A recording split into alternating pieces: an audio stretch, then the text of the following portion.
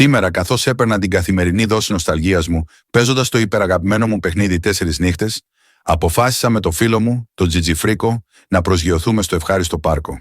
Καθώς περιπλανιόμουν στο σπίτι του θείου Μπαρμπαστάθη, αντιλήφθηκα πως αυτή η συσκευασία με το αγελαδόζουμο και το σφυριχτό κατσαρολάκι βρισκόταν 4 ολόκληρες ψηφιακές μονάδες στα αριστερά.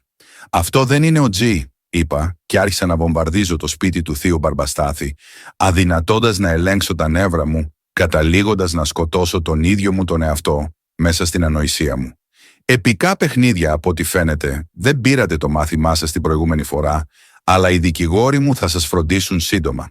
Ευτυχώς, ο κόκκινος αερόσακος φίλος μου με επανέφερε πίσω στη ζωή, προσφέροντάς μου μια λαχταριστή λεμονάδα της γιαγιάς για να αναρρώσω.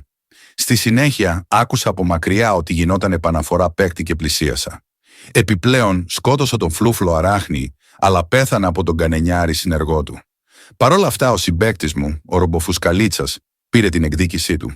Ευτυχώς, κατά τη διάρκεια της επαναφοράς μου, οι αντίπαλοι στόχευαν με τα ακροδάχτυλα των ποδιών τους και δεν μπορούσαν να μας πετύχουν. Μετά βρήκα κι άλλη λεμονάδα της γιαγιάς, πόσα λεμόνια έστυψε, παναθεμάτιν, την οποία έκλεψε ο συμπαίκτης μου και τον απείλησα με το όπλο μακρινής απόστασης και μου την επέστρεψε. Αμέσως μετά, άνοιξα αυτή την πόρτα μπας και βρω τον πατέρα σου, που έφυγε για να πάρει γάλα, αλλά αντιθέτως βρήκα μόνο σφαίρες για το πανίσχυρο κουκούτσοσφαίρο. Στη συνέχεια, με πήδηξε αυτή η κοκκινοσκουφίτσα, το κέρατό μου μέσα. Στη συνέχεια, γλέντισε και τον συμπαίκτη μου, στέλνοντάς μας και τους δύο στην οθόνη φόρτωσης και για ακόμα μία φορά γαμώ τα επικά μου παιχνίδια.